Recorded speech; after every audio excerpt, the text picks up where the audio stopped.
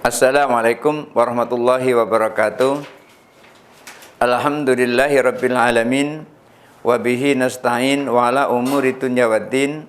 Wassalatu wassalamu ala sayyidil anbiya'i wal mursalin wa ala alihi wa ashabihi ajmain. Rabbi shrah li sadri wa yassir li amri wahlul 'uqdatam min lisani yafqahu qawli, amma ba'du. Pemirsa Kompas TV Jambi yang dirahmati Allah, asik sekali rasanya untuk mempelajari ilmu tasawuf, di mana seseorang itu sesungguhnya perlu ilmu tasawuf. Dalam artian ilmu tasawuf ini bahasa orang sebelahnya, dia mengatakan adalah tazkiyatul qulub atau tazkiyatun nafsi. Jadi pensucian diri atau pembersihan diri. Ya sama saja dengan tasawuf. Tasawuf itu juga mensucikan diri. Kenapa kok tasawuf itu mensucikan diri? Ulama menggambarkan dengan sebuah nazam, balit tasawufu anta safwa bila kadarin wa tadaba al-haqqa wal qur'ana wattina wa antura khashian lillahi muktaiban ala dhunubika tulat dari mahzuna. Ulama menggambarkan seperti itu. Balit tasawufu, bahkan tasawuf itu adalah antaswa bila kadarin, akan membersihkan dirimu tanpa ada kekeruan. Ini namanya tazkiyatun nafsi. Bahasa lainnya tasawuf. Watat ba'al haqqo, maka orang yang bertasawuf itu akan mengikuti kebenaran. Ngikuti kebenaran itu gimana? Ngikuti syariat. Jadi apa yang Allah syariatkan, baik di dalam Al-Quran maupun di dalam hadis melalui Rasulullah SAW, itu yang diikuti. Jadi nggak ada tasawuf itu tidak ngikuti Nabi. Tasawuf itu ngikuti Nabi. Wal Qur'ana, tasawuf itu ngikuti Al-Quran. Tidak ada yang bertentangan dengan Al-Quran. Kalau ada yang bertentangan itu oknumnya saja. Tapi kalau tasawufnya tidak. Dan Rasulullah memang tidak menyebutkan itu adalah tasawuf, tapi Rasulullah mempraktekannya.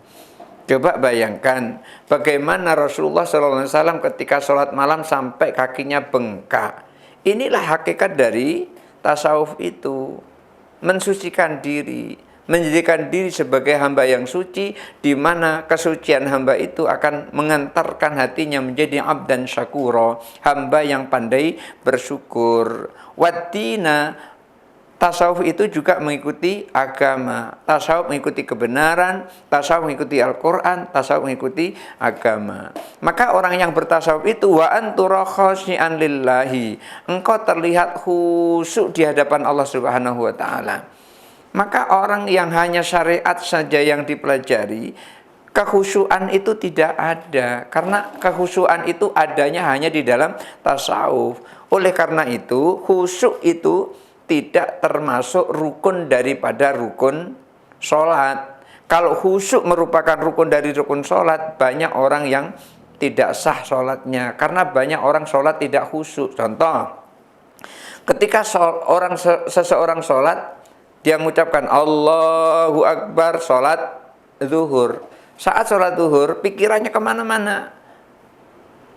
Anggota tubuhnya sholat zuhur, tapi batinnya tidak khusyuk. Batinnya ada yang ke pasar, ada yang ke kantor, ada yang nengokin motornya lagi di parkir sudah benar apa belum. Hatinya nengokin sendalnya yang barusan dibeli, sendal bagus. Itu tidak khusyuk orang seperti itu. Andaikan khusyuk itu merupakan rukun dari rukun sholat, banyak orang sholatnya tidak sah. Oleh karena itu, khusyuk itu hanya ada di tasawuf, tazkiyatun nafsi, membersihkan diri atau pensucian jiwa.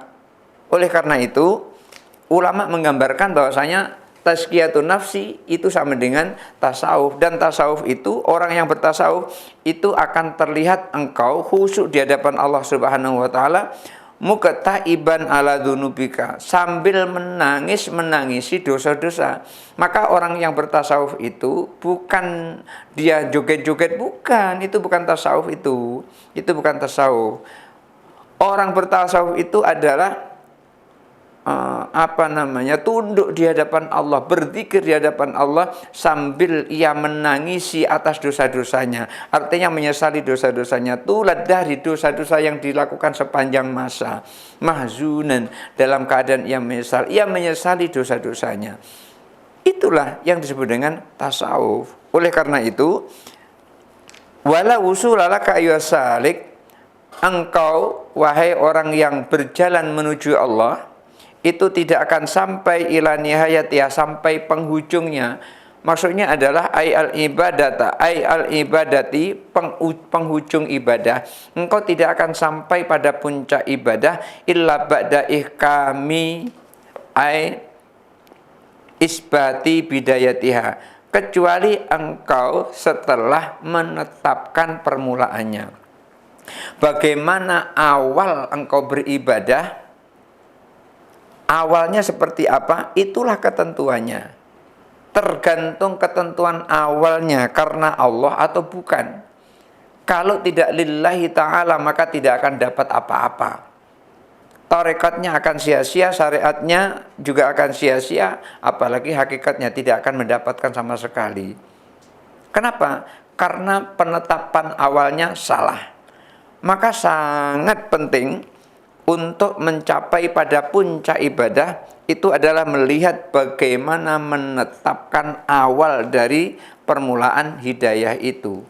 Bagaimana penetapannya itu supaya tidak salah, bi antasiha minkal bidayata, yaitu engkau membetuli permulaan hidayah itu. Jadi permulaan hidayah itu harus dibetuli, harus dipelajari, harus diterapkan dengan baik. Lalu bagaimana caranya?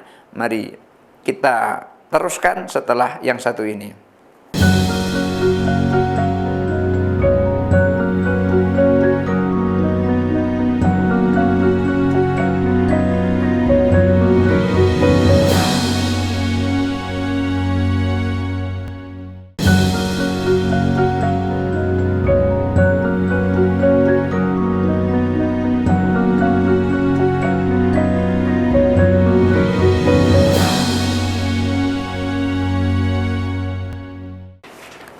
Pemirsa Kompas TV Jambi yang dirahmati Allah, bagaimana membetuli, bagaimana membenarkan, bagaimana memperbaiki permulaan hidayah itu, allati hiya syari'atu, di mana itu adalah syariat. Jadi membetuli permulaan hidayah itu, di mana permulaan hidayah itu adalah syariat, ma'amulazamatika laha bil jiddi, yaitu dengan cara sungguh-sungguh di dalam menjalankan syariat itu. Untuk menetapkan permulaan hidayah, maka harus memperbaiki permulaannya. Dan permulaannya ini adalah merupakan syariat. Oleh karena itu dia harus menjalankan syariat itu dengan sungguh-sungguh. Artinya ia menjalankan sesuai dengan yang ditetapkan dalam syariat. Contohnya begini, ketika seseorang mau sholat, tentu syariatnya adalah wudhu. Maka dia harus memperbaiki cara wudhunya. Rukun wudhu disebutkan di dalam Al-Quran, yang wajib dibasuh itu ada 4. Idza qumtum ila sholati faghsilu wujuhakum wa aydiyakum ilal marafiqi wamsahu bi ru'usikum wa arjulakum ilal ka'baini. 4 yang harus dibasuh. Kalau engkau mau melakukan sholat, maka yang harus dibasuh adalah membasuh muka, kemudian membasuh kedua tangan sampai ke siku, kemudian mengusap kepala, lalu yang terakhir adalah membasuh kaki. Itu syariat sebelum kita sholat adalah berwudu. Kemudian bagian-bagian wudhu rukunnya ada, yang dibasuh ada 4. Kalau keseluruhannya rukunnya ada 6. Yang pertama niat, Yang kedua membasuh muka. Yang ketiga membasuh tangan sampai ke siku. Yang keempat mengusap kepala. Yang kelima membasuh kaki. Yang keenam tertib. Karena Al-Quran menuliskannya juga tertib. Wajah dulu, baru tangan, baru kepala, baru kaki. Tidak terbulak dan terbalik. Lah kalau syariatnya sudah salah, yaitu otomatis ibadahnya juga salah, sholatnya juga salah. Apalagi ada orang yang mengatakan rukun wudu itu setahu saya ada dua, muka dan telapak tangan. Apa nggak baca Al-Quran orang seperti ini? Berfatwa yang didengar oleh orang banyak, rukun wudu cuma dua, muka dan telapak tangan. Mudah-mudahan sekarang sudah mulai sadar kalau rukun wudu itu tidak dua. Rukun wudu itu yang wajib dibasuh ada 4, rukunnya semuanya ada 6, sekurang-kurangnya ada 6. Di sini adalah merupakan syariat. Jadi kalau syariat ini sudah ditetapkan dengan benar, maka nanti ketika dia menjalankan ibadahnya itu, sholatnya, torekotnya akan menjadi benar. Maka torekot tidak akan sah kalau syariatnya salah. Syariat yang benar akan menghantarkan kepada torekot yang benar. Mengamalkan dari syariat itulah disebut dengan torekot.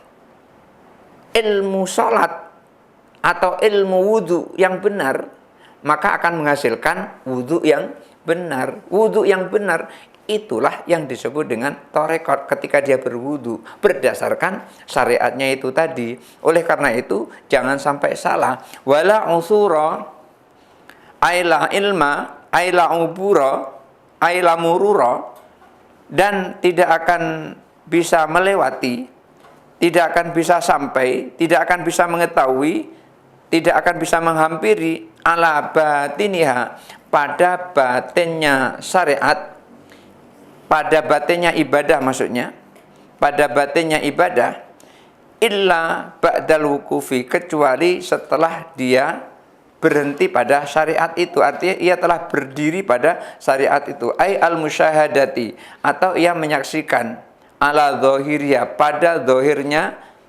syariat itu. Jadi seseorang tidak akan bisa mencapai kepada batinnya syariat kecuali ia telah berdiri pada syariat itu. Artinya ia telah menjalankan syariat itu dengan benar. Maka ia akan memperoleh batinnya syariat. Lalu apa itu batinnya syariat? Kita lanjutkan. Wa mathala ba'duhum asy-syari'atu bisafinati. Sebagian ulama mengumpamakan syariat itu seperti laut, seperti kapal. Syariat itu seperti kapal. Artinya tanpa adanya kapal nggak bisa kemana-mana. Tanpa adanya ilmu wudhu dia nggak bisa wudhu. Tanpa adanya ilmu sholat dia tidak akan bisa sholat. Tanpa adanya ilmu menunaikan ibadah haji, ilmu manasik haji, maka dia tidak akan bisa menunaikan ibadah haji. Maka yang disebut syariat itu bagaikan perahu. Tanpa perahu tidak akan bisa berjalan di atas laut. Oleh karena itu perahu itu adalah penting. Perahu yang benar akan membuat ia selamat menyeberangi laut. Perahu yang salah akan membuat ia celaka, tidak akan sampai kepada tujuannya. Oleh karena itu, wa mathala ba'dhum asy-syari'ata bisafinati. Sebagian ulama mengumpamakan syariat itu adalah seperti kapal. Wat tariqata bil bahri, dan tariqat itu seperti laut. Kalau ada kapal tanpa ada laut, kapal juga nggak bisa jalan. Oleh karena itu laut harus ada. Artinya apa? Tarekat itu adalah menjalankan syariat. Jadi laut itulah menjadi tempat berjalannya perahu. Perahu mau ditaruh di alun-alun, di lapangan sepak bola nggak bisa jalan. Karena perahu itu tempatnya adalah di laut. Artinya apa? Ilmu sholat itu hanya bisa digunakan untuk melakukan sholat. Tidak bisa ilmu sholat dipakai untuk wudhu. Dan tidak bisa ilmu wudhu dipakai untuk sholat. Ilmu wudhu dipakai untuk wudhu, ilmu sholat dipakai untuk sholat. Itulah kenapa laut dipakai untuk perahu. Nah, bagaimana kelanjutannya setelah yang satu ini?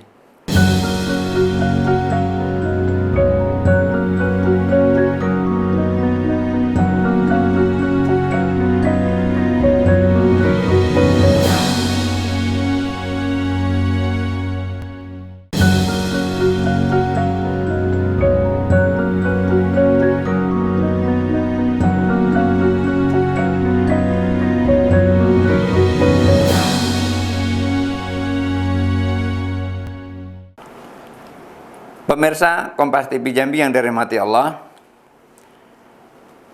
perahu hanya bisa berjalan di laut. Artinya, syariat hanya digunakan sesuai dengan yang disyariatkan. Ilmu wudhu hanya bisa digunakan untuk berwudhu. Ilmu sholat hanya bisa digunakan untuk sholat. Ini yang dimaksud dengan ada safinah, perahu, kemudian ada bahrun, laut. Jadi tidak akan bisa berjalan perahu itu kalau tidak di laut. Dan tidak ada manfaatnya ilmu wudhu itu kalau tidak digunakan untuk berwudhu. Tidak ada gunanya ilmu sholat kalau tidak digunakan untuk sholat. Maka keduanya saling keterkaitan. Oleh karena itu, wat tariqatu bil bahri wal haqiqatu bil lu'lu'i. Dan hakikat itu seperti mutiara. Mutiara itu adanya di dasar laut. Nggak ada mutiara itu di langit. Nggak ada mutiara itu di alun-alun. Nggak ada mutiara itu di pasar, kecuali di toko yang sudah dijual oleh orang. Tapi untuk memperoleh mutiara itu harus menyelam ke dasar laut. Jadi logikanya begini. Tidak akan ada orang yang bisa menyelam ke dalam laut kalau tidak ada laut. Dan tidak ada yang bisa mencapai tengah laut atau mencapai dasarnya laut kalau tidak menggunakan perahu. Karena tengah laut itu otomatis jauh dari tepi laut, dari pantai. Tidak ada tengah laut itu di pinggir pantai, nggak ada itu, nggak ada. Oleh karena itu, tidak ada yang bisa menyelam ke dasar laut kecuali kalau dia punya perahu. Oleh karena itu, perahu ini adalah alat untuk mencapai tengah laut. Kemudian laut ini dasarnya ada lu'lu', ada mutiara. Maka orang menyelam ke dalam laut, itulah yang disebut dengan hakikat. Jadi syariat, tarekat, dan hakikat itu diibaratkan seperti perahu, laut, dan mutiara. Perahu digunakan untuk melewati di atas laut sampai di tengah laut, kemudian terus menyelam ke dasar laut, dapatlah mutiara. Tidak akan dapat mutiara seseorang kalau dia tidak menyelam ke dalam laut. Tidak akan bisa orang menyelam ke dalam laut kalau tidak ada laut. Kalau sudah begitu, tidak ada yang bisa mencapai tengah laut kalau tidak ada perahu. Inilah sebagian ulama menggambarkan syariat itu adalah seperti perahu, tarekat itu seperti laut, dan hakikat itu seperti mutiara atau seperti permata yang ada di dasar laut. Wala yatahassalul lu'lu'a illa minal bahri. Tidak akan ada seseorang bisa mencapai kepada mutiara kecuali melalui laut. Wala yatawassalu ilal lujjatil bahri, dan tidak ada yang bisa mencapai kepada dasarnya laut illa bisafinati, kecuali dengan perahu. Tidak ada yang bisa mencapai pada kedalaman laut kecuali melalui perahu. Dari perahu itu kemudian terus terjun ke bawahnya, terus menyelam ke bawah sampai ke dasar laut. Di situ ada mutiara. Oleh karena itu, seseorang tidak akan bisa mencapai mutiara kalau tidak melalui laut, karena mutiara itu adanya di dasar laut, dan tidak akan sampai kepada kedalaman laut atau dasarnya laut kecuali dengan illa bisafinati, kecuali dengan perahu. Inilah sebagian ulama menggambarkan bahwasanya syariat itu seperti perahu, tarekat itu seperti laut, dan hakikat itu seperti mutiara yang ada di dasar laut. Wa matsala ba'du madzala sata bin narajili. Sebagian ulama yang lain mengumpamakan tiga macam ini, syariat, tarekat, dan hakikat itu seperti buah kelapa. Loh, kok ini sampai buah kelapa? Iya, supaya mudah memahaminya seperti buah kelapa. Bagaimana? Fasyari'atu kalkisri dzahiri. Yang disebut dengan syariat itu seperti kulit luar kelapa. Apa kulit luar kelapa itu? Yaitu sabut kelapanya itu. Kulit yang keras itu, di dalamnya ada sabut-sabutnya itu.